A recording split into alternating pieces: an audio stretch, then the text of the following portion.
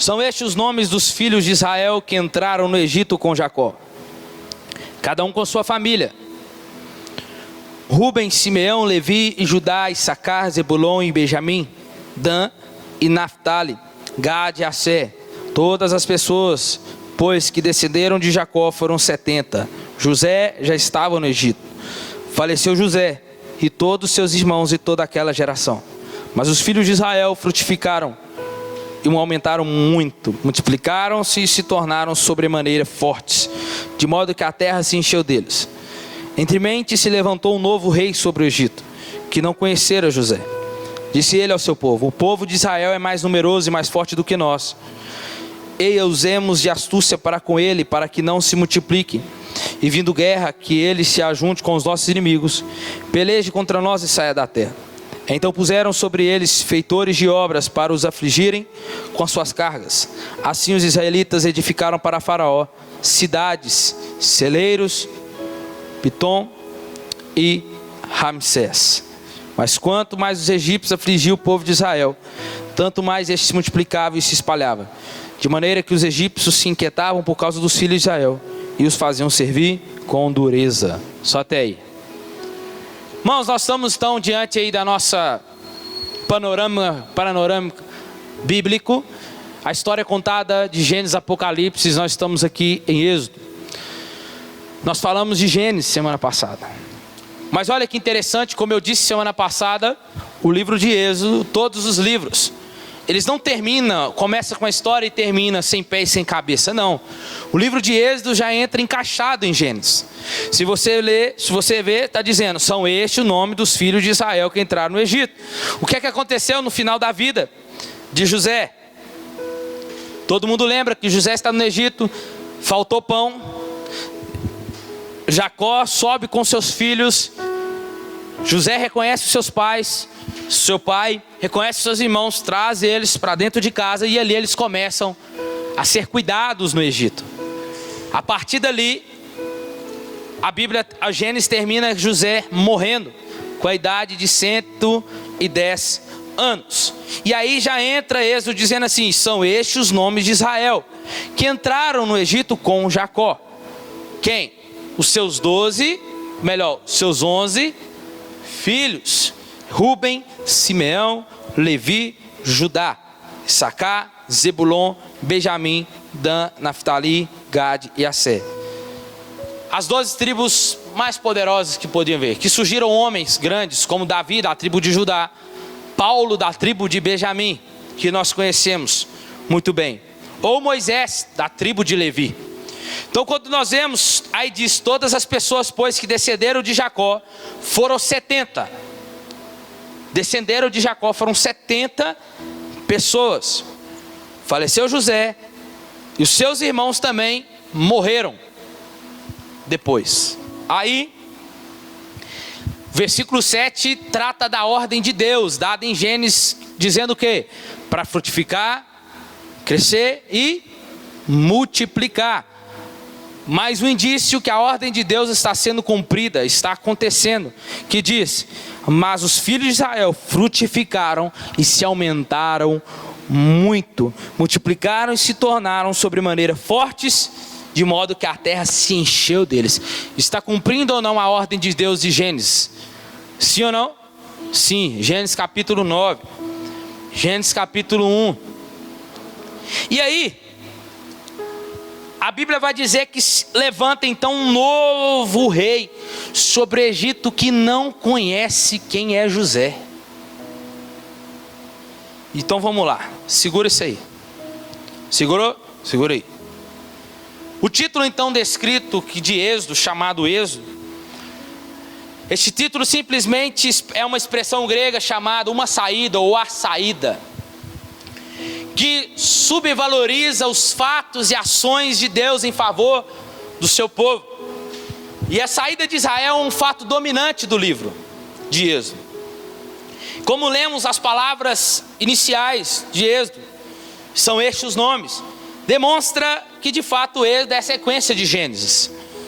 Hebreus 11, 22 vai dizer assim: Pela fé, José, estando próximo do seu fim, fez menção da saída dos filhos de Israel e deu a ordem acerca de seus ossos. Como assim? José menciona algo aqui de uma forma profética que iria acontecer, lembrando das promessas que Deus tinha feito a Abraão, a Isaac e a Jacó. Que ele anuncia que aconteceria a partida do povo de Deus. Gênesis capítulo 50, versículo 24. José disse assim: disse a José a seus irmãos: eu morro, mas Deus certamente vos visitará e vos fará subir desta terra para a terra que jurou a Abraão, a Isaac e a Jacó. José está dizendo: vocês não vão ficar aqui. Há uma promessa de Deus que vocês vão sair daqui e vão para a terra que Ele prometeu aos nossos pais. Amém? Então com isso, José já fala, sabe quanto tempo antes do êxodo? José fala 350 antes do êxodo. José vai declarar essa palavra que iria acontecer. Então o livro de Êxodo foi escrito em torno de 1445 ou a 1405 antes de Cristo. E ao lermos esse texto, vemos que o povo está se multiplicando, crescendo.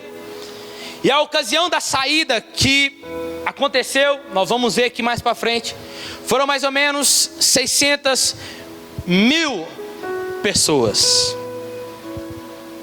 Em Êxodo 12, 37 vai registrar de uma forma melhor para nós. E assim viajaram os filhos de Israel e a Ramsés a Sucote, cerca de 600 mil homens de pé, sem contar mulheres e crianças. Foram viajar. E foi extraordinário nós pensarmos que de 70 pessoas que descenderam de Jacó, dos filhos de Jacó, se deu a 600 mil homens, fora mulheres e criança. De fato eles, cumpriram cabalmente a ordem de Deus. E isso para nós impunha quase a metade da população do Egito. E esse é um dos motivos pelo qual Faraó vai procurar impedir, através de uma severa opressão, escravizando o povo, para que o povo não aumentasse mais. Você vai entender mais à frente. Depois que José morre, muda-se o faraó. A linhagem era certa. Acabou o tempo de o faraó do Egito, tinha que entrar o seu filho. Mas este não tinha filho. Então não tinha ninguém para ascender ao trono. Com isso, aparece um povo chamado Ixo. Que esse povo vai chegando e encontra um povo sem ninguém. Um povo que não tinha para quem dominasse. Um povo estava lá jogado, que era o povo de Israel. E esse está chegando agora. A Bíblia não cita quem é ele, mas a historicidade vai dizer que esse povo chama Ixo, que não era egípcio, começa a governar sobre o Egito. E com isso eles veem, não tem ninguém governando. Vamos fazer o seguinte, vamos agora começar a oprimir o povo. Vamos começar a expor esse povo debaixo da escravidão. Porque ele não conhecia quem era José. Porque se esse faraó conhecesse quem era José, de fato o povo não seria escravizado. Porque José era o governador do Egito. Era o povo dele. Então de fato não iria acontecer. Mas o texto bíblico está dizendo que este novo rei não conhecia quem era José. E ele viu que povo numeroso, vamos escravizar eles. E mais ou menos eles ficam ali, esse povo escravizando Israel dentro do Egito durante 300 anos. E quando se dá os 300 anos, o povo egípcio começa a levantar e ir contra esse povo, que não pode eles ficarem ali, e começa então a expulsar e trazer a monarquia egípcia de volta para o trono. E é quando Moisés se levanta para ser o príncipe do Egito, você vai entender mais à frente. E é esse período do egípcios que eles estão mandando embora. E aí começa, aí sucede, o que acontece nesse tempo? Que nós vamos lembrar. Moisés vai nascer. Moisés nasce, cresce, é estudado, fica 40 anos dentro do Egito. Cresce com o filho de Faraó, Ramsés, cresce com ele. Moisés mata o egípcio, mais para frente a gente vai detalhar melhor. Mata o egípcio, foge e fica mais 40 anos no deserto de Midian. Juntamente lá ele conhece a sua esposa, a Zípora. E ele vira pastor de rebanho. E a gente vai ver aqui mais à frente. Com isso, qual que era o argumento então desse rei egípcio, desse faraó? Vamos escravizá-los, porque senão eles podem vir contra nós. Vamos subjugá-los. Isso pode ser um indício então que ocorreram esse período dos Ixos. Tudo isso porque Deus tirou o povo de Deus de Canaã e os colocou no Egito, onde se tornaram numericamente fortes. E Deus queria proteger eles da idolatria que havia ali, dos cananeus dentro da Palestina, buscando trazer eles para somente adorar um único Deus verdadeiro, que era o Deus de Israel. E a gente fica aqui pensando, né? Por que Deus teria permitido que seu povo escolhido se tornasse escravo no Egito? Ele, porém, tinha um plano para tudo isso, como sempre. Tudo que ele faz é debaixo de um propósito e de propósito. Queriam que voltasse à terra prometida, para se tornarem um, pelo qual ou por onde Deus iria operar o plano da sua redenção. E muitas das vezes Deus permite isso conosco.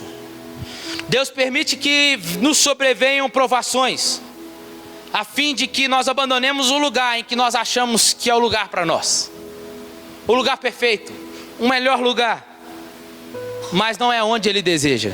Deus fará, e Ele nos moverá a lugares aonde Ele deseja que nós estejamos, para a glória dEle. Amém? Com isso nós podemos entrar nos textos agora. Capítulo 1 até o 3. Durante os 40 anos então que Moisés está como líder, tendo começado com 80 e terminado aos seus 120 anos no livro de Deuteronômio. Moisés era um cara que cresceu, nasceu, mas foi levado por onde? Dentro do cestinho, até as mãos de a filha de Faraó. Você vai entender. Foi educado nas maiores faculdades do Egito. Foi ensinado enquanto crescia nas cortes de Faraó. E Moisés é uma figura que tipifica Cristo. Moisés é uma figura de libertador, e no fato ele é. É uma figura de Cristo. Da mesma forma que ele se ausentou para o deserto, Cristo também se ausenta para o deserto para ficar 40 dias. Depois que Moisés mata o Egito, no versículo 11, ele foge e fica mais 40 anos fora. E quando ele volta, quando Deus encontra com ele, em Êxodo capítulo 3, diante de uma sarça que não se consumia, Deus manda ele ir, chama ele e vai. Moisés já está agora com 80 anos. Mas cada vez agora, o que é melhor dizendo, agora ele volta sob a direção de Deus, para ser o líder de Israel, para ser o líder do seu povo. E nada melhor do que Deus não usar, né, Moisés. Moisés era o cara, o homem mais preciso, ou melhor, aquele que estava mais, podemos dizer, à altura daquilo que Deus queria fazer. É como eu disse pela manhã, Deus se move na história de forma soberana. Deus movendo na história de forma proposital tudo o que aconteceu e viesse a acontecer. Moisés foi para o Egito, estudou. E quem que Deus poderia levantar no Egito? Ou melhor, para libertar o seu povo? Moisés, a qual Deus conseguiria falar com ele ia ali entender. A experiência que Moisés tinha no deserto de Midian, com a sua esposa. E agora depois ele vai passar mais 40 anos liderando o seu povo. A vida de Moisés corria sério perigo, quando ele era muito novo. Vou ficar sempre indo e voltando na história assim. Qual que era a ideia de Faraó da época? Matar o quê? Toda criança, homem que nascer. Primeiro, por causa de quê? Porque qual que era a ideia de Faraó? Quanto mais esse povo crescer, se eles crescerem, eles vão vir contra nós e podem tomar o nosso reino. Então o que a gente vai fazer? Vou matar os homens, porque eles se tornarão guerreiros daqui para frente. A gente mata, quando eles nascerem, a gente mata eles. Vai sobrar as mulheres, e as mulheres a gente subjuga elas debaixo da nossa opressão. Então essa era a primeira ideia. Segundo, de uma forma espiritual, Qual que era a ordem de Gênesis 3,15? Ali tinha uma promessa de redenção, chamado de proto-evangelho, o primeiro evangelho. Qual que é? Porém, inimizade entre ti e a mulher. Deus falando com a serpente. Porém, inimizade entre ti e a mulher. E você ferirá o calcanhar do descendente, mas este pisará na sua cabeça. A serpente, Satanás, não sabia quem era o descendente. Então cada um que fosse nascendo poderia ser aquele que iria pisar na cabeça dele. Então Satanás, de uma forma tão astuta, move-se por meio de Faraó e vai matar todos os filhos homens que nascessem. Mas acontece que Joquebede faz o quê? Põe o menino no cesto. Deus coloca o menino na água, no rio Nilo, e a filha de Faraó encontra o que ele pega para criar. Deus se movendo na história. É interessante observar como que Deus opera. E há uma ironia aqui, se nós pudermos ver, há uma ironia no texto, porque Deus vai usar a parte de Faraó. Deus vai subjugar os filhos.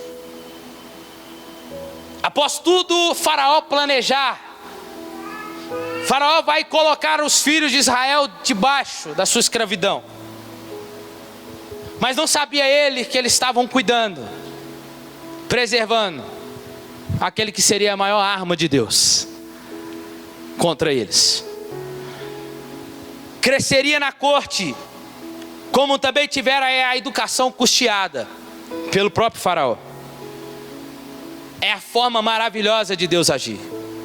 É assim como nós vemos. Deus usa o império grego.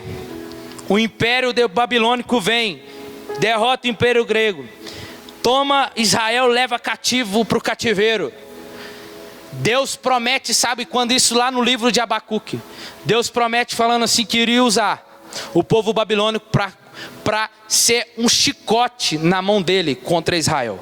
Mas o mesmo Deus que usa o império babilônico para levar Israel ao cativo é o mesmo Deus que vai contra o império babilônico depois por ter feito isso com Israel. Que é isso, diga?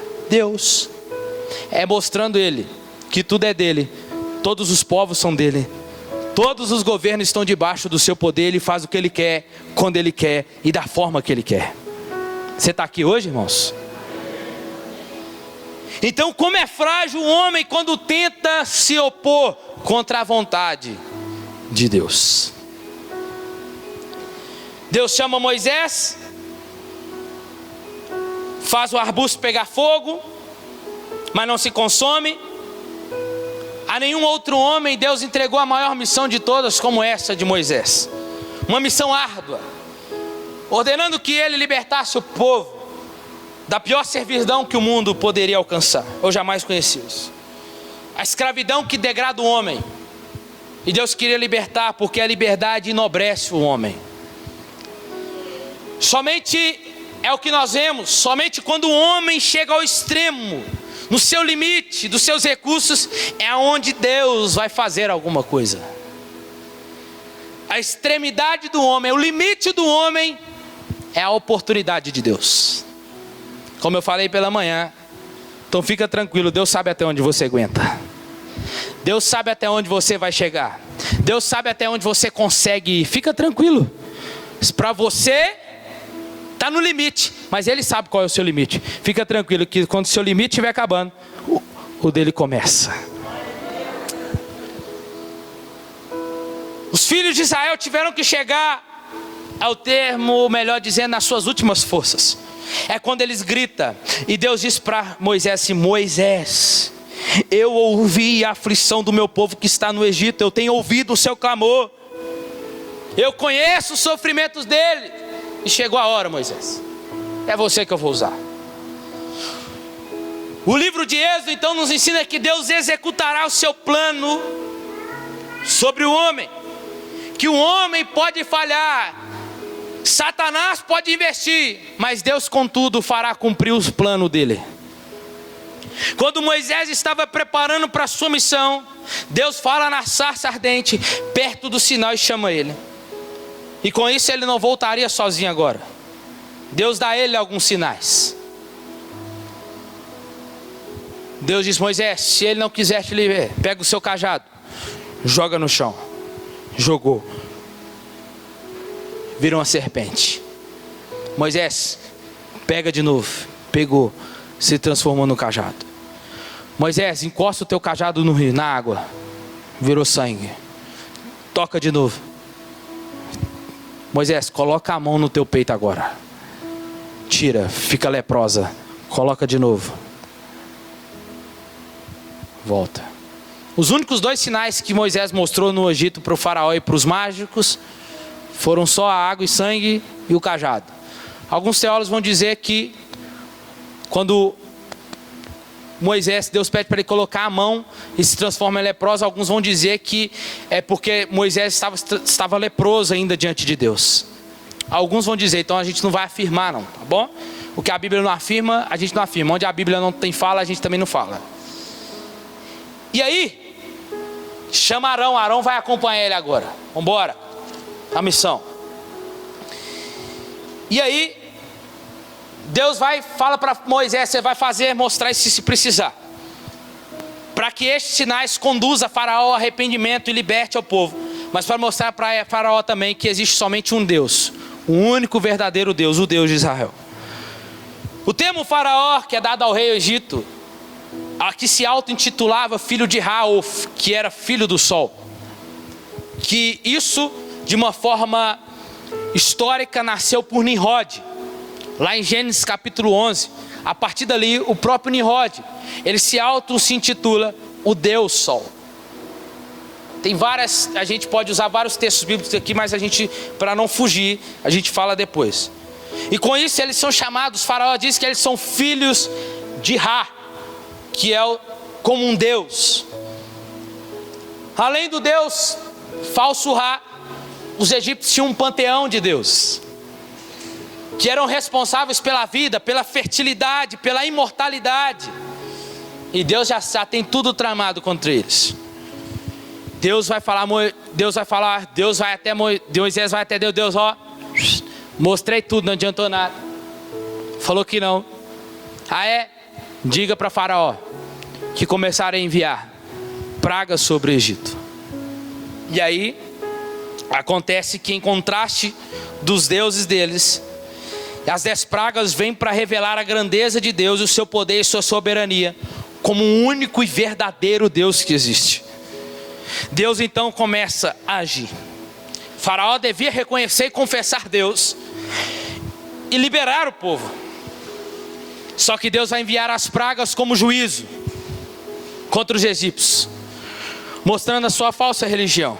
Como que foi isso que aconteceu? Por que as águas se transformaram em sangue?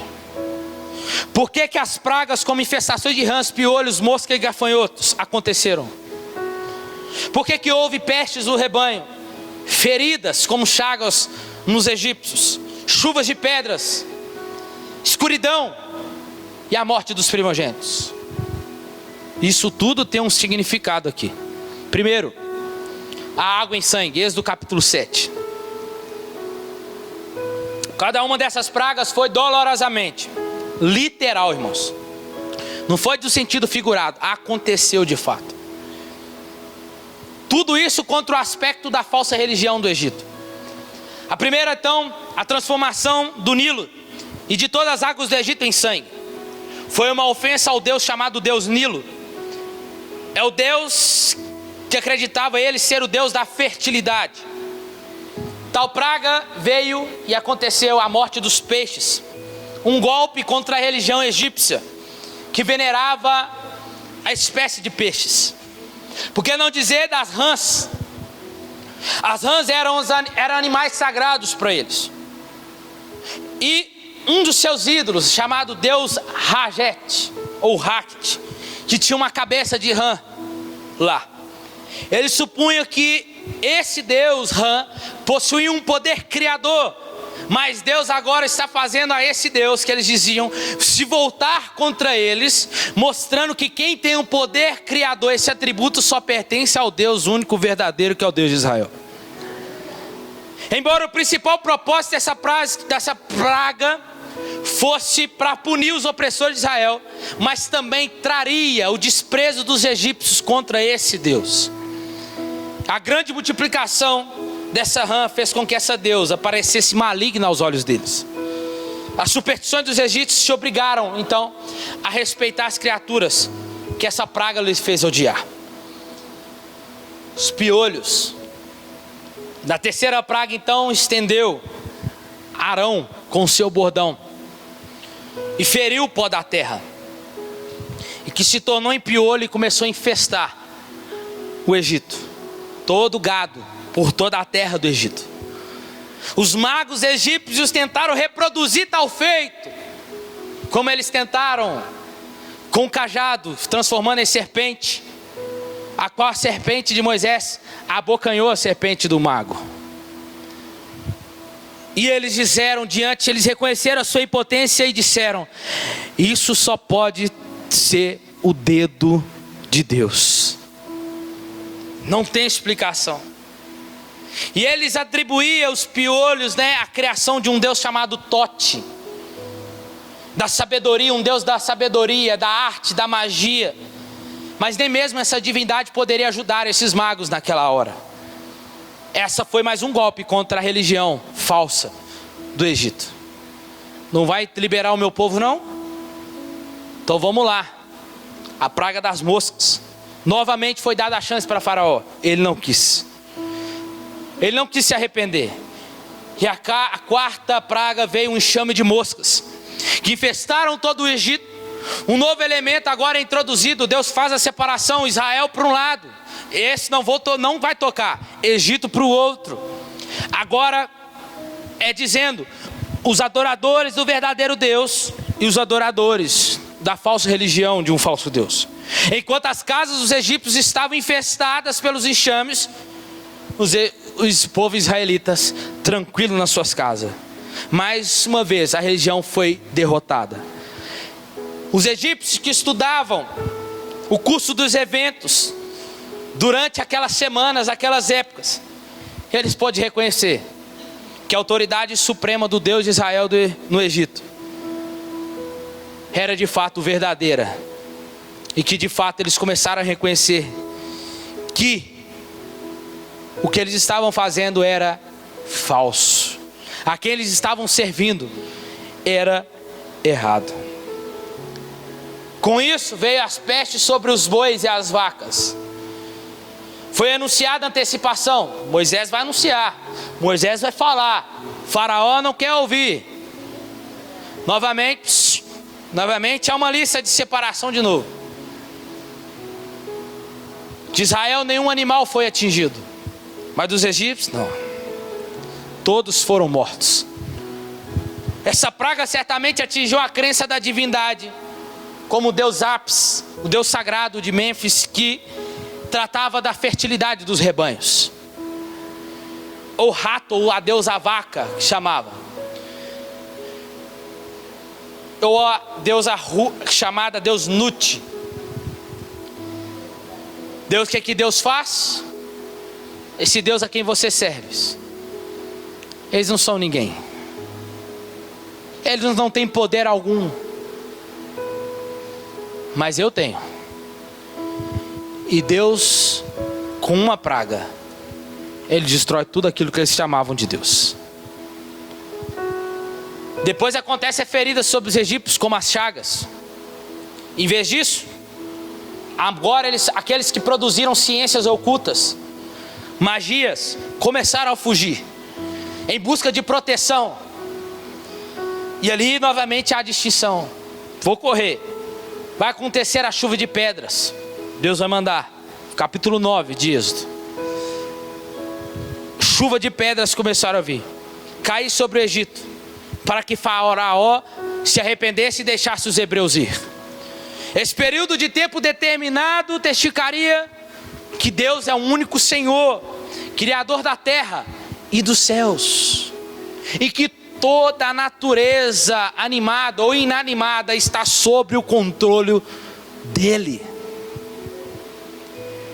E esses elementos para os egípcios eram considerados ou melhor, para eles são capazes de ajudar eles, era aquilo que poderia ajudar eles, e Deus faz tudo isso se voltar contra eles. Eles usariam como instrumento para punir aqueles que aborreciam Israel. Deus, irmãos, Ele se aborrece com a idolatria.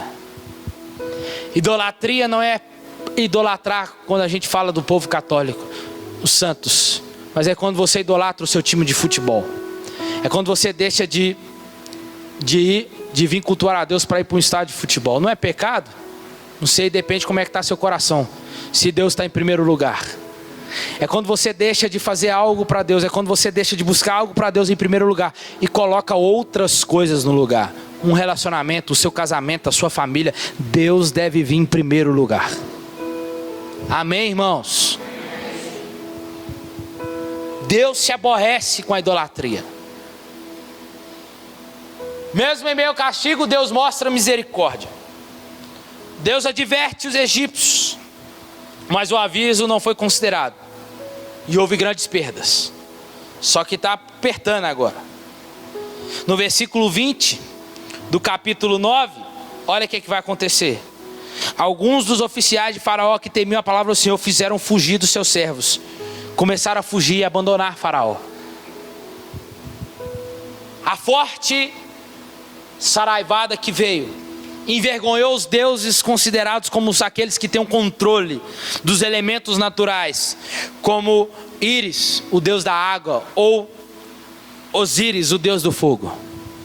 Deus faz tudo ser ao contrário agora, se voltar contra eles.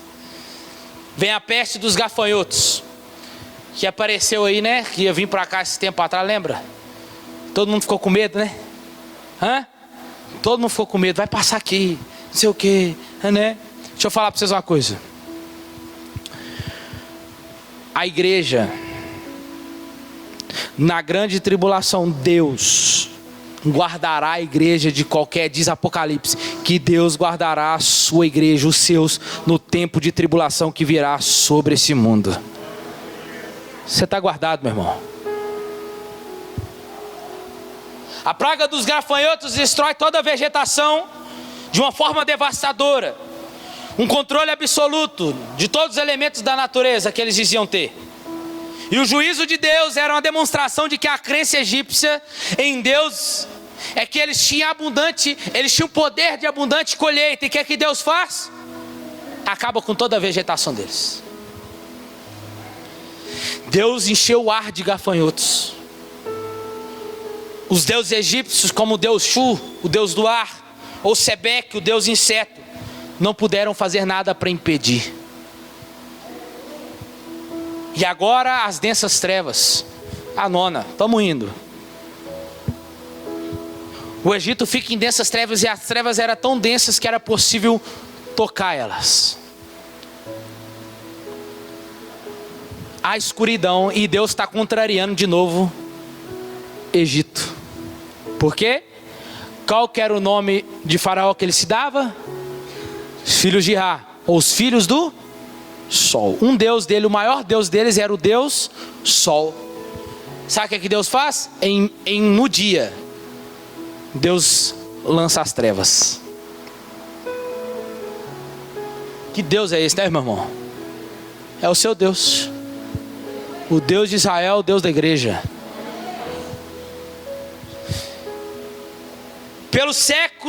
Por séculos o Deus Sol tinha sido a principal divindade do Egito. E todo rei se chamava filho de Ra. E na época de Moisés, esse Deus era identificado como um Amon, né? O Amon-Ra. Lá do... Agora eu vou falar certo, do desenho lá do Thundercats. Tá lembrado? Os maiores templos que existiam no mundo antigo era dele.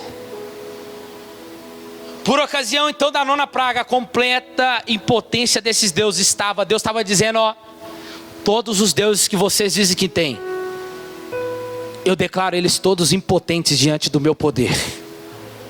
Nenhum deles tem poder, irmão. Só que aí o negócio começa a apertar, e agora vai apertar de vez.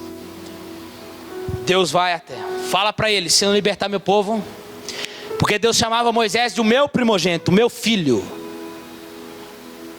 Vai lá, Moisés, fala para Faraó, se ele não libertar o meu povo, o meu primogênito, eu matarei o seu primogênito. Ah, meu irmão, é aquele negócio, né? Toca em todo mundo, tira tudo que eu tenho, mas não toca no meu filho. Hã? É ou não é, mãe e pai? Então não toca no meu filho, é como se Deus estivesse dizendo isso, só não toca no meu filho.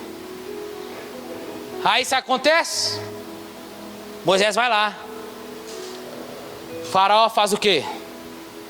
Senhor, não, a ordem de Deus agora vocês vão fazer uma coisa, pega um cordeiro,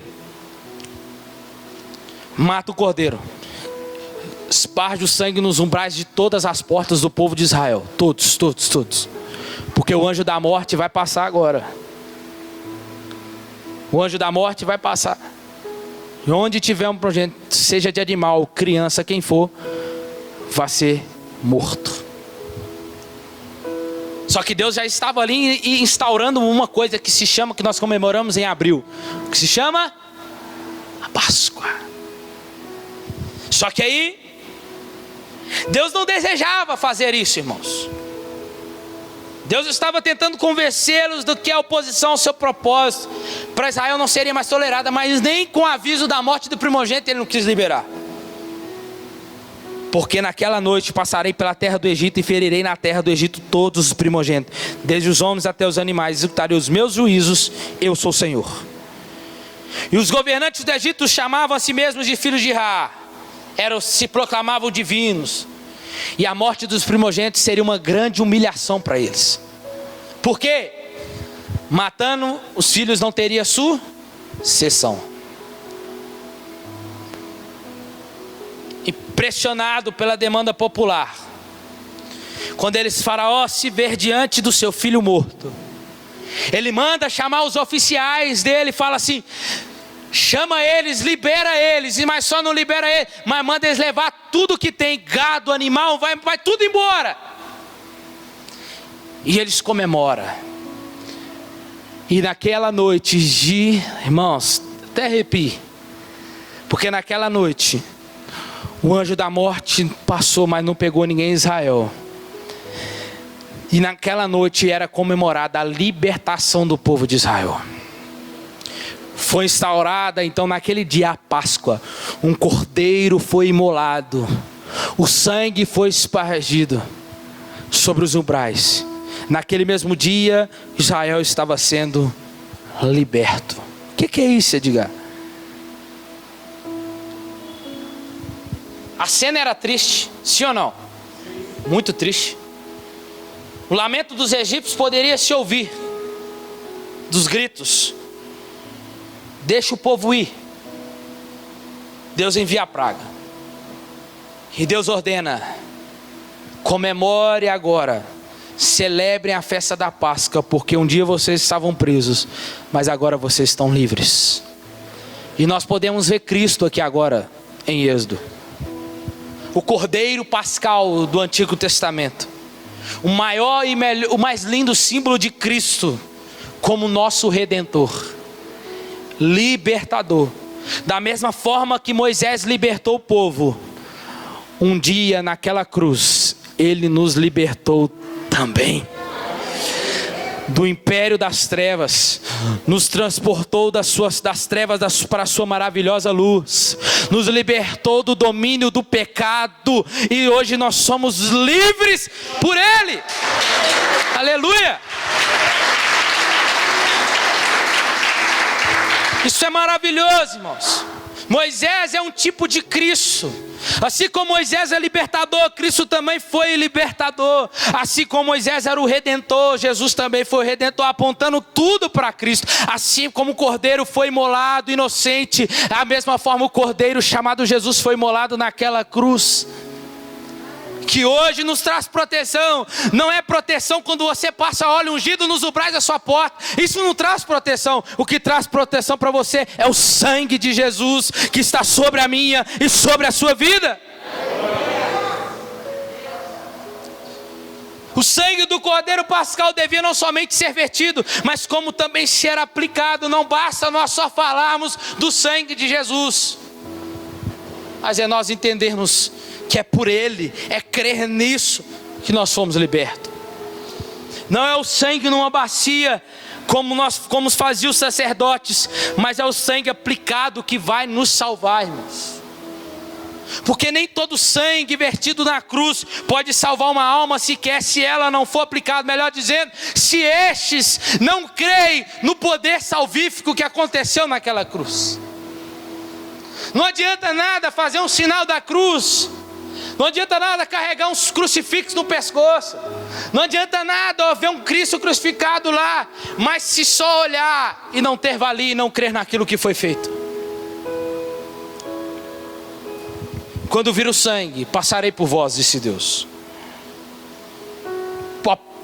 O apóstolo Paulo vai dizer em 1 Coríntios 5,7 que Cristo expurgai o fermento velho para que sejais massa nova, assim como sois sem fermento, porque Cristo é a nossa Páscoa, já foi crucificado. Não basta que Cristo seja a nossa Páscoa, ou tenha derramado o seu sangue aos nossos corações, mas é em nossos corações, é nós recebermos isso, e Ele como nosso Senhor e Salvador.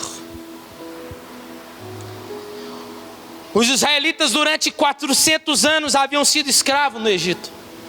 Agora com os filhos, rebanhos, partem carregados de riquezas e joias. Tudo isso tem um propósito, irmãos. Tudo isso.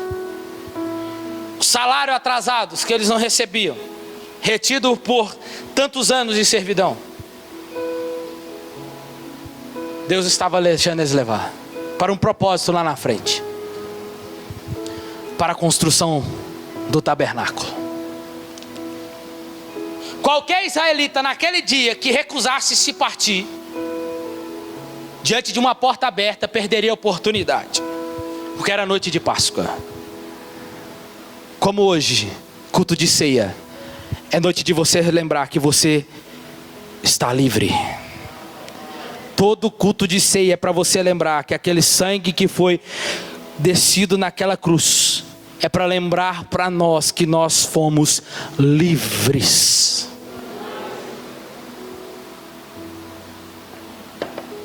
Por que não falar, né? Rapidamente da passagem do Mar Vermelho, de uma forma bem rápida. Eles estão indo em festa. Imagina a festa que eles estavam fazendo a caminho. Eles tinham outro lugar para passar, mas é um lugar que poderia muitos viessem a morrer. Mas Deus é um Deus que age no sobrenatural usando meios naturais. Isso é maravilhoso. Estão diante do Mar Vermelho. Qual é, Moisés? A nós aí. Trouxe a gente aqui, tirou a gente de lá para morrer aqui? Tchau para você. Deus. E agora? Uai, Moisés, diga o meu povo que marche. Imagina a cena, talvez os irmãos, eles diante do mar, eles parados, talvez já fazendo posição de marchar. E a Bíblia diz que vem um vento do oriental, de lá para cá. Imagina Deus soprando lá do céu, hein? Varrendo o mar como se estava lá, aquele vento que sopra, e a água só. Isso é maravilhoso, irmãos. O povo atônito, Deus dizendo: você acha que acabou? Não acabou ainda não, calma aí. E eles passam, e a Bíblia diz que eles passaram a seco. Eles não chegaram com o pé lá cheio de barro, não, porque Deus secou tudo para eles passar. Eles passaram a seco. A Bíblia está dizendo isso. Alguns céu vai querer dizer: não, deixou algumas migalhas lá, tinha algumas aguinhas lá, não, essa água batia na cintura. Não, a Bíblia está dizendo que eles passaram a seco, irmãos. Deus varreu para passar. Não é igual esses filmes que a gente vê, não. Passou. Alguns aplicam isso como batismo, usando a palavra de Paulo em 1 Coríntios, que nós fomos batizados na água e na nuvem, mas aquele ali é outro contexto, não podemos aplicar dessa forma. E aconteceu mais um fato lindo, né? Mais um milagre. Com isso, Deus então, ele chega então para restaurar. Deus agora começa a cuidar deles. A nuvem para poder dar sombra a eles de dia, e à noite a coluna de fogo para aquecê-los. Deus está cuidando do seu povo. Com isso, Deus vai chama Moisés para ir para o monte. Moisés, sobe aqui. Por quê? Preciso dar algumas leis para esse povo. Cerca de 3 milhões de pessoas no deserto, para adorarem a Deus e receberem a lei que Deus daria. Até o momento, tudo que aconteceu foi por misericórdia e graça, porque Deus estava vendo as necessidades deles e foi libertar quando eles gritaram. Agora Deus está guiando pelo deserto. Agora Deus tinha trazido ao sinal. Ele faz ao povo, ele lê, o povo lê e faz uma declaração para o povo do que ele agora deseja, o que ele quer. Porque a lei dada a Deus por meio de Moisés, a lei exigia perfeição. Lição 13, ou melhor, lição 14 do catecismo da nossa cidade, da nossa lição de célula. Você vai chegar lá, você que está na célula. A lei exigia nada menos do que a perfeição. Mas depois da queda não tinha um justo sequer. Desde que foi dado então, não tinha um que cumprisse na íntegra o simples furo nela, ou prejudicaria a perfeição que ela requeria. A alma que pecasse tinha que morrer. Ninguém conseguia guardá-la. Por quê? Porque Romanos 3:23, todos pecaram. E a lei era para dizer o quanto nós somos pecadores e mostrar como nós somos frágeis. A lei era o espelho de Deus. A Bíblia diz em Êxodo 32 que Moisés desce com as tábuas, escrita na frente e por detrás. Por quê? Por quê?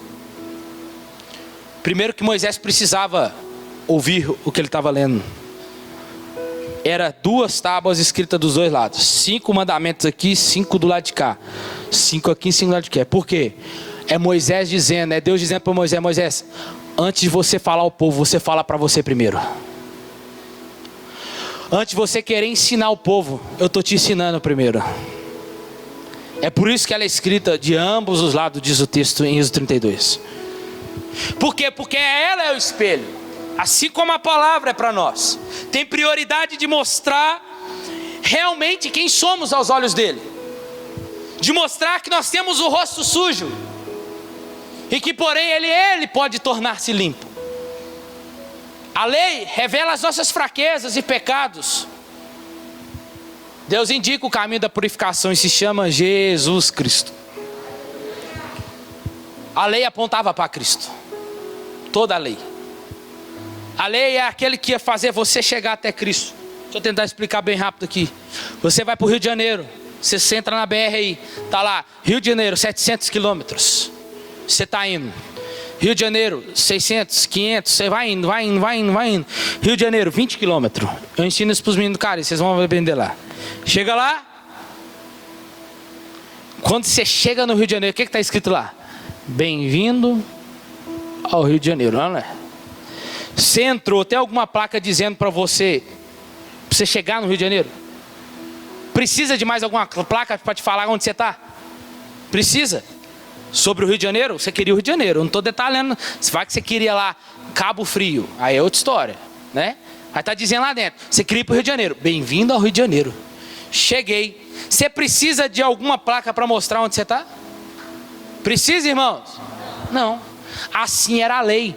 A lei era um percurso, um ponto que apontava para Cristo. Faça isso aqui, vai aqui, cumpra aqui e vai chegar em Cristo. É por isso que Jesus disse: eu não vim para revogar a lei, mas eu vim para cumpri-la. Ele é a manifestação de tudo aquilo que estava sendo dito.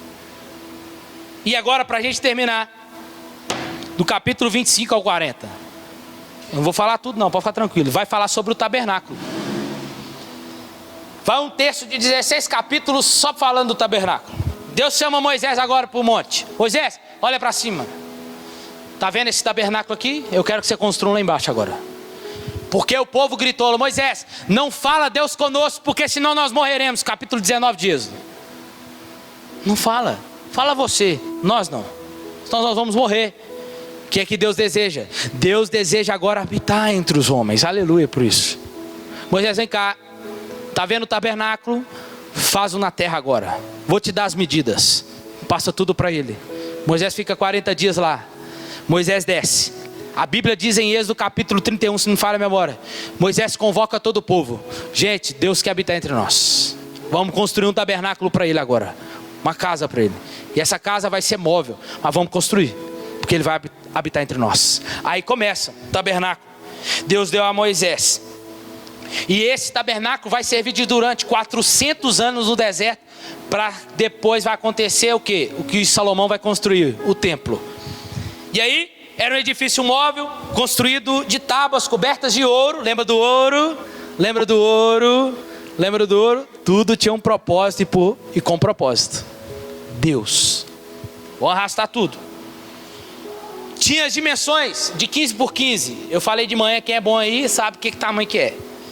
Circuncidava-se ali um átrio, se dava 50 por 25. Êxodo 27 vai ter todas as medidas. Cristo do tabernáculo. Se eu fosse detalhar cada utensílio do tabernáculo, cada coisa, você vê Cristo aqui. Espera aí, daqui a pouco você põe a imagem. O tabernáculo era um símbolo perfeito de Cristo. Era o único ponto de encontro entre Deus e o homem. Quem poderia entrar? Somente Moisés. Qual que era a ideia que Deus estava lá? A nuvem descia, lembra? Depois que Moisés inaugura o tabernáculo, Êxodo capítulo 40, a nuvem da glória de Deus desce sobre o tabernáculo. Está lembrado? Então isso vai acontecer em Levítico várias vezes. Assim, uma parte do sacrifício de Cristo. Assim é Cristo. Ele é o único ponto de encontro entre Deus e os homens. De 1 Timóteo 2,5, Paulo está dizendo, Jesus Cristo, o homem, é o único mediador entre Deus e os homens. Não é Dona Maria, não é Maria sei lá do que, não é sei lá quem, sei lá quem, sei lá quem. Se chama Jesus Cristo. Ninguém vem ao Pai se não for por mim. Ele é o caminho, Ele é a verdade e Ele é a vida. Ele é o meio, Ele é a ponte para ir até Deus. Assim como o tabernáculo era, Cristo também era. Aí imagina agora, aqui é o lugar santo dos santos, aqui é o santo lugar, lá fora na entrada ali é o átrio. Vai, imagina isso aí, era assim, tá? No átrio exterior, lá fora, lá tinha o altar de bronze, onde oferecia as ofertas queimadas. Se Cristo, Ele é a nossa oferta pelo pecado. Lá também tinha a bacia que estava lá para a purificação. Depois que ele mata o cordeiro, o sacerdote tinha que se lavar, purificar para poder entrar agora no lugar santo. O lugar santo, pensa que agora aqui, lá estava o candeeiro de ouro, ou 7 castiçais, simbolizando Cristo, como sendo a luz do mundo. A mesa dos pães da preposição, Cristo apontando para Cristo, que seria o pão da vida que desce do céu. O altar de ouro para o incenso, simbolizando a intercessão de Cristo ao nosso favor. É aquele que media as nossas orações. E agora o santo dos santos, é esse lugar aqui. Se levantarmos o belo véu, simboliza o corpo de Cristo. Veremos a arca da aliança agora lá dentro, que simboliza a presença de Deus. E nesse santo dos santos, o sumo sacerdote entrava uma vez por ano, para oferecer naquele cordeiro, sem defeito, sem mácula, o pecado de toda Israel. Mataria aquele cordeiro, aspergeria o sangue sobre o altar. Ele levaria, depois que ele terminasse, e espiar, substituir. Aquele cordeiro entraria em substituição no lugar do pecador. Aí ele entraria uma vez por ano, que na sua bainha tinha uma campa e uma romã. E aquela campa e a romã, quando batia uma na outra, fazia barulho enquanto ele andava. Era amarrado uma cortinha na cintura ou no pé, que ficava lá do lado de fora. E ele entrava com incenso e lá dentro ele ia oferecendo. Quando ele entrava lá dentro, ele aspergia o sangue sobre o propiciatório, que é a tampa da arca da aliança. E aí, ó, irmão, segura aí, segura aí, vai tentar comigo aí. Quando ele chega nesse parte, e olha que ele esparge o sangue, a ira de Deus desce, porque a ira de Deus descia sobre o pecador. E qual que era a ideia? Que Deus recebia então o sacrifício. A nuvem descia sobre o tabernáculo. E a ira de Deus era aplacada por aquele cordeiro, que foi o substituto do pecador. Você está entendendo? Está entendendo? Enquanto então ele ficava no sumo sacerdote. Por que aquela cordinha de gás? Porque se ele tivesse um pensamento impuro lá dentro, ele era fulminado na hora. E por que a cordinha? Porque ninguém ia entrar para tirar, morrer também. Então Deus não puxava lá de fora. O que é isso, Edgar? O que é isso? Segure agora. No livro de Hebreus diz que Cristo, ele é o nosso sumo sacerdote. Ele não é só o sumo sacerdote, mas também agora precisa de um sacrifício. Ele é agora o sacrifício também. Aleluia. E aí, sabe o que acontece? A Hebreus vai dizer que através dele, olha o que acontece em Hebreus. O Filho é o resplendor da sua glória, a expressa imagem da sua pessoa, sustentando todas as coisas pela palavra do seu poder. Havendo feito por si mesmo a purificação dos nossos pecados, levou sobre ele como um cordeiro sem mácula. Assentou-se à destra da majestade de Deus. O que é isso, Edgar? Entende uma coisa agora, você vai entender. Jesus, como agora, precisa entrar de uma vez por todas para oferecer para o nosso pecado. Precisa de um sumo sacerdote. Ele é o sumo sacerdote. Precisa de um sacrifício. Ele é o sacrifício. Então ele vai e entra de uma vez por todas no Santo dos Santos. E qual que é a ideia? Que o Senhor Deus, ele recebeu o sacrifício na cruz. Qual que é? Ele morreu. E a Bíblia diz em Isaías 53 que a ira de Deus agradou moer Jesus na cruz por mim e por você. Deus recebeu o sacrifício de uma vez por todas. E a Bíblia diz que ele terminou a obra e se assentou de uma vez por todas. Por que ele se assentou? Porque todo sacerdote, quando ele terminava de oferecer o sacrifício, ele tinha que voltar limpando tudo. E Jesus está dizendo, por quê? Para oferecer o sacrifício. E Jesus está dizendo de uma vez por todas, eu sou o sumo sacerdote, eu sou o sacrifício. E por que eu sentei? Porque agora não precisa de mais sacrifício. O único sacrifício já foi feito. O perdão de pecados já foi liberado de uma vez por todas. Aleluia! Ele fez tudo, meu irmão. É por isso que ele se assentou dizendo, não vai precisar limpar mais, já terminou. É por isso que tem perdão de pecado para você nessa noite. Tem perdão liberado para você e para mim nessa noite, meu irmão. Aleluia. Isso é maravilhoso. E hoje não precisa mais da arca, porque hoje nós carregamos a presença de Deus em nós. E a Bíblia vai dizer que ele habitava entre os homens. Ele habitou no meio dos homens. E a Bíblia diz em João 1, o verbo se fez carne, habitou entre nós. Ele habitou, ele andou, ele tabernaculou em nós, apontando o tabernáculo para aquilo que ele faria lá na frente. Mas hoje ele não habita, no meio só da nós, e nem entre nós, ele habita em nós. Ele mora dentro de nós, meu irmão. Isso é maravilhoso. E qual que é a mensagem de Êxodo? Saia. O que significa Êxodo? Saia. Põe a imagem rapidinho, rápido. Olha como é que era posicionado aí rapidamente. Só outro. Olha aí. O que você está vendo ali? Uma cruz. As 12 tribos ficavam ali, ó. Olha lá. Em sinal de uma cruz. Tudo tem um propósito. A Bíblia não é sobre mim, a Bíblia é sobre Jesus Cristo. Aleluia. Isso é maravilhoso, irmãos. Essa é a mensagem para nós. Saia para Deus. Do Egito diz o Senhor, chamei o meu filho. Sabe o que é saia? Continue saindo. Como assim? É a lição de Êxodo para nós. Lembre-se que o Egito é o mundo. O Egito são as obras pecaminosas, é o sistema sistema corrupto deste mundo. Faraó é o Satanás representado. E Deus está dizendo para mim: tem êxodo para a sua vida todos os dias. Então saia para mim. Continua se voltando para mim. Fica de pé no seu lugar.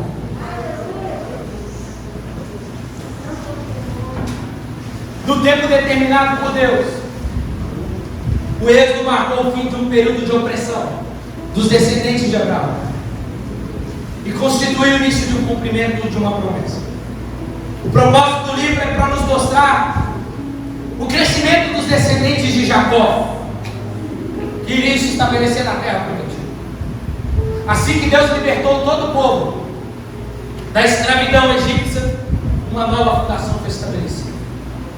O foco é na redenção do povo de Deus. É a formação da nação escolhida. É por isso que Levítico depois nós vamos aprender. Por meio do qual Deus entra no mundo. A lei preparou para receber a Cristo, o seu prometido Messias. Eles lançaram fundamentos para a chegada de Cristo. Hoje nós estamos desfrutando desses fundamentos agora, esperando Cristo voltar. Então a palavra para nós nessa noite é: saia. Continue saindo, porque Deus quer redimir dia após dia a minha e a sua vida. Feche os seus olhos em nome de Jesus. Você pode aplaudir o Senhor bem fortinho?